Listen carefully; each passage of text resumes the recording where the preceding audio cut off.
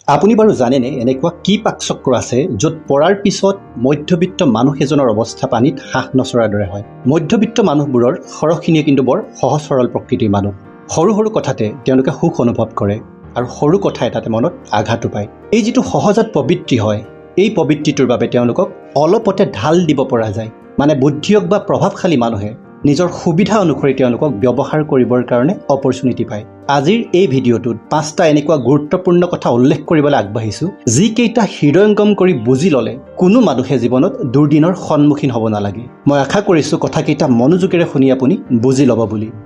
Number 1, এটা মধ্যবিত্ত পৰিয়ালৰ উপাৰ্জন যিহেতু সীমিত, কিন্তু তাৰ অনুপাতত প্ৰতিদিনে আমি ব্যৱহাৰ কৰা যিবোৰ সামগ্ৰী হয়, যিবোৰ সেৱা হয়, সিহঁতৰ মূল্য দিনক দিনে বাঢ়ি গৈ আছে। গতিকে নিজৰ উপাৰ্জনৰ প্ৰতি আমি লক্ষ্য ৰাখি মাহেকীয়া বাজেট প্ৰস্তুত কৰি সেই বাজেট অনুসৰি ঘৰ চলাৰ অভ্যাস কৰিব লাগে। কিন্তু বাস্তৱ ক্ষেত্ৰত যদি চাবলৈ যোৱা হয়, বাজেট বনাই ঘৰ চলা মানুহৰ সংখ্যা একেবাৰে কম। যি কি নহওক, যিসকলে বাজেট বনাই ঘৰ চলাৰ কথা ভাবিছে তেওঁলোকৰ কাৰণে কৈছোঁ যে বাজেটখনত অতি কমেও 7টা কলম অন্তৰ্নিহিত হ'ব লাগে। উপাৰ্জন, খৰচ, অভাৱ, সঞ্চয় বা জমা, ইনভেষ্টমেণ্ট, ইঞ্চুৰেঞ্চ আৰু ইমাৰ্জেঞ্চি ফাণ্ড। আপোনাৰ উপাৰ্জন অনুসৰি প্ৰতিটো শিতানত মুঠ উপাৰ্জনৰ কিমান শতাংশ অন্তৰ্ভুক্ত কৰিলে ভাল হয় সেইটো আপুনি নিশ্চিত কৰি ল'ব। বাজেটিং যিহেতু এটা ডাঙৰ বিষয়, গতিকে পৰৱৰ্তী সময়ত এটা ছেপাৰেট ভিডিঅ' বনাই ইয়াৰ প্ৰয়োজনীয় দিশসমূহ বৰ্ণনা কৰিবলৈ চেষ্টা কৰিম। বাজেটিঙে বিত্তীয় দিশত এজন ব্যক্তিৰ সকলোবোৰ পদক্ষেপ ট্ৰেক কৰাত গুৰুত্বপূৰ্ণ ভূমিকা লয়। মানে পইচাবোৰ ক'ৰ পৰা আহিছে, ক'ত ব্যৱহাৰ হৈছে তাৰ কমপ্লিট ডাটাবেছ আপোনাক যোগান ধৰে। গতিকে নিজৰ প্ৰায়ৰিটি অনুসৰি পইচাৰ সদব্যৱহাৰ সম্ভৱপৰ হয়। পইচাৰ সদব্যৱহাৰ হ'লে মনত শান্তি থাকে, লগতে সপোন পূৰণ কৰিবৰ কাৰণে ইনিচিয়েটিভ লোৱাত সহায় হয়, বা ইমাৰ্জেঞ্চি সময়ত আনৰ ওচৰত হাত নপতাকে নিজৰ সমস্যা নিজেই সমাধান কৰিব পৰা যায়। নম্বৰ 2, দেখাক দেখি কাম কৰাটো মধ্যবিত্ত মানুহৰ এটা প্ৰধান চৰিত্ৰ। মানে লগৰ বা ওচৰৰ কোনোবাই যদি এটা ভাল ফোন লয়, আমাৰো ল'বলৈ মন যায়। ফ্ৰিজ, ৱাশ্বিং মেচিন, AC, গাড়ী, এনেকৈয়ে বহুতো বস্তু ইটোৰ পিছত সিটোকৈ লৈ লোৱা হয়। কোম্পানীবোৰেও আকৌ এই মিডিল ক্লাছৰ মানুহবোৰক টাৰ্গেট কৰিয়ে প্ৰডাক্ট বা ছাৰ্ভিচবোৰ বনায়। আৰু সেই লোভনীয় এডভাৰটাইজবোৰে মূৰত জোকে কামোৰাৰ দৰে কামুৰি থকাৰ বাবে বাধ্যত পৰি আপুনি বস্তুবোৰ কিনিব লগা হয়।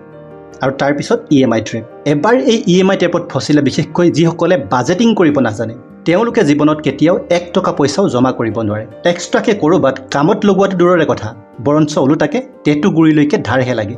মাহৰ আৰম্ভণিত আপোনাৰ সোমোৱা দৰমহাকেইটা 10 দিন নাযাওঁতেই EMI দিওঁতে দিওঁতে শেষ হৈ যায়। EMI কি বাৰু? কেতিয়াবা ভাবি চাইছেনে? EMI হৈছে এনেকুৱা এটা ট্ৰেপ যাৰ দ্বাৰা নামী দামী কোম্পানীবোৰে সেৱা আৰু সুবিধাৰ নামত আপোনাৰ জেপত থকা আৰু ক'ৰবাত জমা কৰি থকা সকলোবোৰ আপোনাৰ পৰা লুটি পাতি লৈ যোৱাৰ এটা ষড়যন্ত্ৰ। গতিকে যিমানেই পাৰে এই জালখনৰ পৰা আপুনি আঁতৰি থাকক, এই ট্ৰেপটোৰ পৰা আঁতৰত থাকক। নম্বৰ 3, মধ্যবিত্ত মানুহৰ ক্ষেত্ৰত এটা ভাল আৰ্থিক স্থিতিৰ বাবে 1 বা তাতোধিক ছেকেণ্ডাৰী চ'ৰ্চ অফ ইনকাম লাগে। কিন্তু দুৰ্ভাগ্যবশতঃ বৰ কম সংখ্যক মানুহৰ বেলিকাহে দ্বিতীয় ইনকাম চ'ৰ্চটো আছে। সৰহখিনি মানুহেই এটা উপাৰ্জনৰ উৎস লৈয়ে জীয়াই আছে। কাৰণ বস্তুৰ দাম যি হিচাপত বাঢ়িবলৈ ধৰিছে তাৰ তুলনাত দৰমহা বঢ়া নাই, কিছুমান বিশেষ ছেক্টৰৰ বাহিৰে। দিনক দিনে খৰচৰ মাত্ৰা বাঢ়ি যোৱাৰ বাবে এক্সট্ৰা ইনকামৰ প্ৰয়োজনীয়তা আহি পৰিছে। চ' আপুনি যদি এজন মধ্যবিত্ত মানুহ হয়, তেনেহ'লে মাল্টিপুল উপাৰ্জনৰ উৎস গ্ৰহাত আপুনি গুৰুত্ব দিব লাগিব। তেতিয়াহে সময়ৰ সতে খোজ মিলাব পাৰিব। নম্বৰ 4, আজিৰ দিনত ল'ৰা ছোৱালী পঢ়োৱা আৰু বেমাৰৰ নামত হোৱা খৰচ, এই দুটাই পৰিয়ালৰ উপাৰ্জনৰ সৰহখিনি পইচা আপোনাৰ হাতৰ পৰা উলিয়াই লৈ যায়। গতিকে তেনেস্থলত আপোনাৰ লগত যদি ল'ৰা ছোৱালীৰ ফিউচাৰ এডুকেশ্যনৰ বাবে ভাল ইনভেষ্টমেণ্ট প্লান নাথাকে, লগতে যদি পৰিয়ালৰ সদস্যসকলৰ হেল্থ ইঞ্চুৰেঞ্চ নাথাকে, সময়ত আপুনি জুলুঙে পানী খায়ো বাদ দেখা নাপাব। এডুকেশ্যনেল ইনভেষ্টমেণ্ট আৰু হেল্থ ইঞ্চুৰেঞ্চ, এই দুয়োটা প্ৰতিটো মিডিল ক্লাছ ফেমিলিৰ বাবে আজিৰ দিনত এটা এৰাব নোৱাৰা প্ৰতিৰক্ষা কৱচস্বৰূপ হৈ পৰিছে। শেষৰ কথাটো হৈছে, অভাৱ পূৰণৰ বেলিকা মধ্যবিত্ত মানুহৰ স্থিতিটো একেবাৰে অপৰিপক্ক বুলি ক'লেও ভুল কোৱা নহ'ব। কাৰণ প্ৰয়োজনীয়তা আৰু অভাৱৰ মাজত থকা আচল পাৰ্থক্য নজনাৰ বাবে বহুতে অভাৱবোৰক প্ৰথম প্ৰায়ৰিটি দিয়ে, যাৰ ফলত প্ৰয়োজনীয়তা কিছুমানো কেতিয়াবা পূৰণ নোহোৱাকৈয়ে ৰৈ যায় অৰ্থৰ অভাৱত। আপুনি যদি অভাৱ পূৰণৰ পিছত লাগে, কি হ'ব বুজি লওক। প্ৰথমে হাতত থকা পইচাবোৰ অপব্যয় হ'ব। তাৰপিছত সময়ত যদি আপুনি সম্পদ গঢ়িব নোৱাৰিব, ভৱিষ্যতৰ খৰচৰ হেঁচা সহ্য কৰিব নোৱাৰি মাথা বেয়া হ'ব আপোনাৰ। আৰু তাৰপিছত স্বভাৱ। গতিকে কেইবছৰমান শাৰীৰিকভাৱে সক্ষম হৈ থকাৰ অৱস্থাত অভাৱ পূৰণৰ কথা পাহৰি আপুনি এছেটছ বিল্ডিঙৰ ওপৰত গুৰুত্ব দিয়ক।